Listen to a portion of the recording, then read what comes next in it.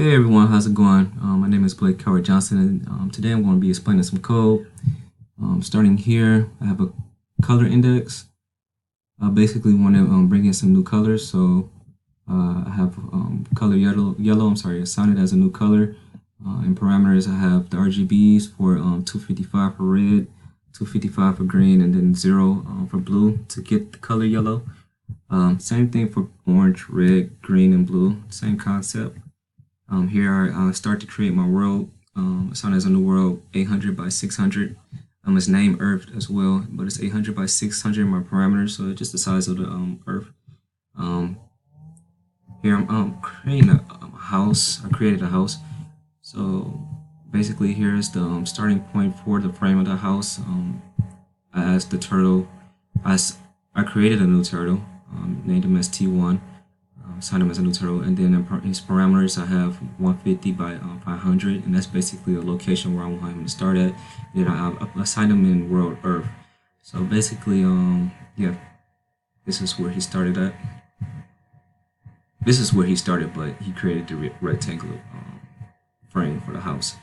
Next, we have the roof for the house. Same concept. Turtle, named him as T2. Assign him as a new turtle. Parameters 150 by 300 is a specific location. Put him inside Earth. Changed his color to yellow. Then I gave him a size of 300.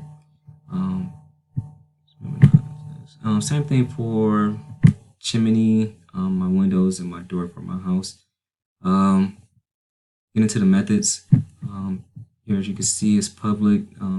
Return type will be void. And then I have it labeled as draw a frame.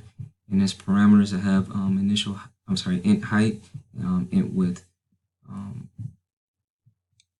So here, I basically gave it commands for this method. I asked it to turn 90 degrees, go forward is height, turn left, go forward is width, turn left, go forward is height, turn left, and go forward is width.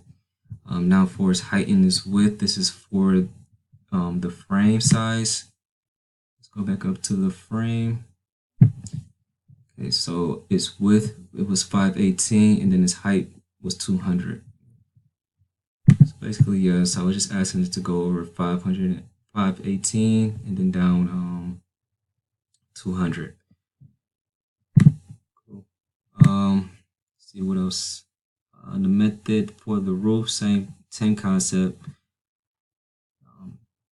For his chimney, the method had multiple methods. Methods for his window, to create all windows actually. So this one's for the left top window. Let's pull it back up. Left top window is here. Right top, left bottom, and right bottom. Let's get more into it. So the top window, here I asked it to pinned up, so I can basically move it to the location that I wanted to move it to. This is a specific location and parameters. Asked it to turn 180 degrees, pin down, so I can actually write. Go forward is height, turn 90 degrees, forward is width, and turn right, and then go forward is height to create this window. This is the top right. Yeah, to create this window. Effect. Let's see. Basically, I did these. This is for my center window. Moved it to 360 by 350. Pin up, first pin up, then I moved it, then pin down.